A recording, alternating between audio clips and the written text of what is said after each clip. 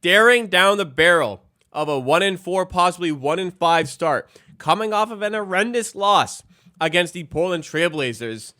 The Raptors responded in a way that nobody, and I mean nobody, would have expected, and beat the Bucks comfortably, demolished them by 19 points. What a game. Let's get into our post-game show here, ladies and gentlemen.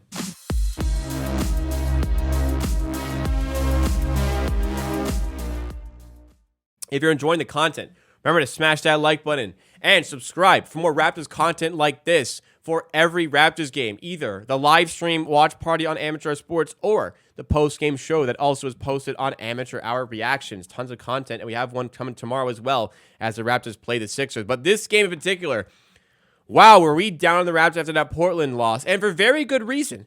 Raptors have the worst offense in the NBA, in particular in the half court, and we're playing a team that has good interior defense. So I think we had a right to have a bit of doom and gloom mindset going into this game. We have the Bucks here, then it's the Sixers away, Spurs away, Dallas away, Boston away. It's a tough stretch of games.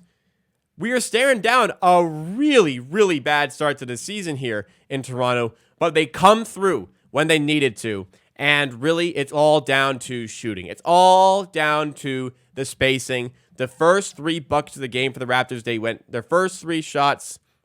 The first 3 makes were threes. They went 3 of 3 from 3 to start the game. That set the tone here. That provided the spacing and the encouragement to continue hitting threes, which gave us the spacing, which we have desperately lacked in Toronto for the first 4 games of the season. With that spacing, we were able to dismantle the Bucks, who have the worst transition defense in the NBA. We have a very good transition offense, and we were able to dismantle them. Their point of attack defense was suspect and has been suspect all through their first 3 games of the season.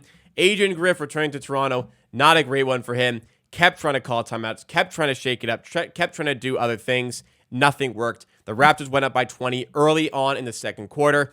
Yeah, in the third, the Bucks got it down to 13, but that's as close as they got. The Raptors kept them at more than arm's length. They had a 10-foot pole poking them away at all times, and everybody chipped in here. Everybody chipped in for the Raptors. Siakam was the player of the night. We may even want to give it to Schroder, but Siakam goes 9 of 13 with 7 assists, 6 rebounds, 26 points. Like 26 points on 13 shots is kind of crazy. Dennis Schroder, 24 points on 13 shots. He's also 9 of 13 from the field, 11 assists to go along with that. He wasn't hitting shots in the first half, but we still had 9 assists. Second half, when the Raptors started struggling a bit in the third quarter, he started making the big shots to get them out of it. OG kind of like quietly goes 7 of 7 from the field, 1-3, which he hit early in the game for 16 points. Barnes, not as great of a second half, but still, what a stat line from Barnes, stuffing the stat sheet once again. It's 21 points, 12 rebounds, 5 assists, 1 steal, 2 blocks, 8 of 16 shooting, 4 of 6 from 3. He started 3 of 3 from beyond the arc as well. A lot of garbage time today, so it's tough to evaluate the bench, but we finally got to see our first glimpse of Otto Porter Jr. 30 seconds into his season debut, he hit a 3. 30 seconds into his season debut, he had 3 more points than Jalen McDaniels had all season. And McDaniels with a DNP today, even with a 5-minute garbage time. Shows you the confidence level that has kind of started to come out for McDaniels, and he only has himself to blame. He had the spot, and he seems like he has now lost it to OPJ for very good reason. Gary Trent struggled again today.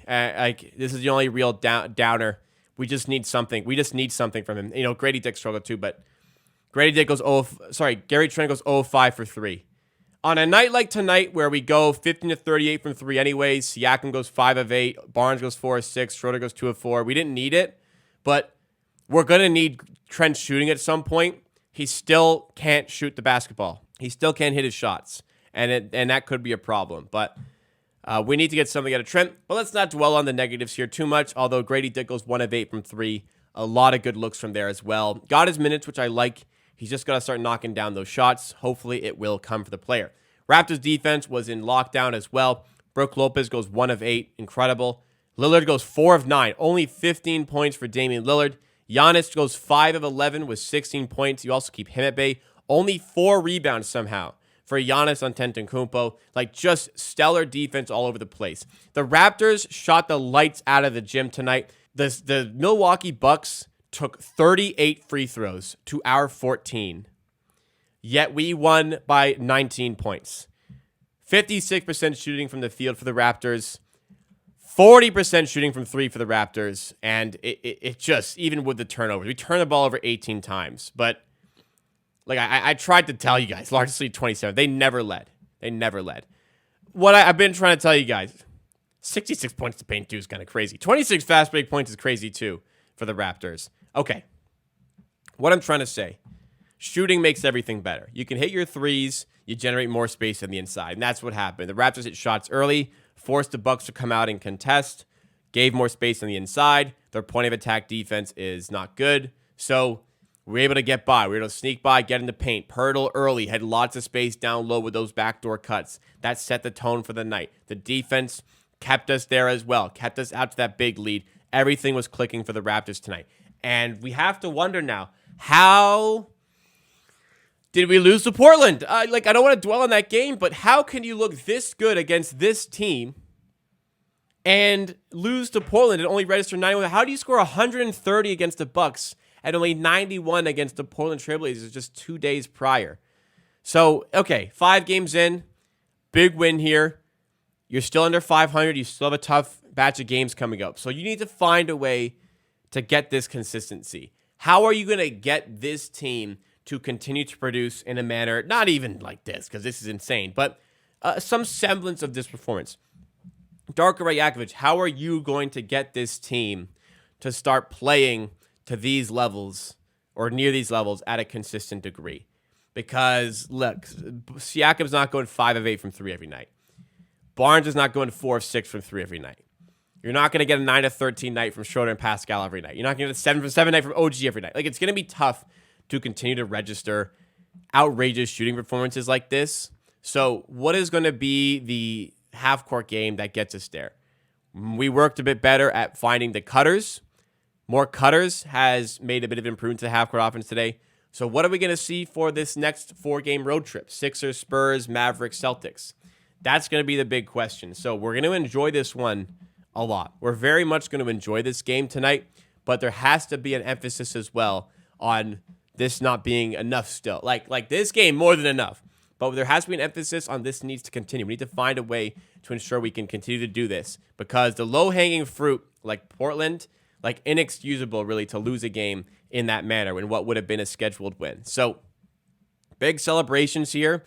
I think that this team was a bit down after that Portland loss. The fan base certainly was. It was a tough pill to swallow, that one.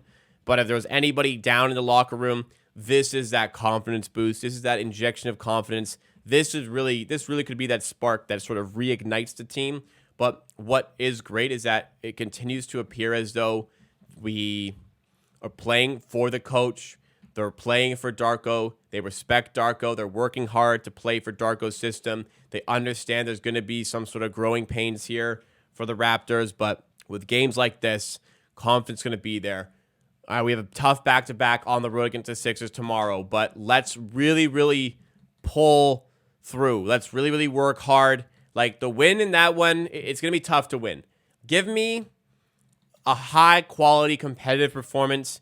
Give me signs that the half-court offense is continuing to improve. Keep on working the 3-ball. And I think that, again, we can get this season back on track. It's going to be tough. There's certainly going to be more tough games, but we're going to enjoy and cherish the ones like tonight. Raptors beat the Bucks by 19 points. What a victory.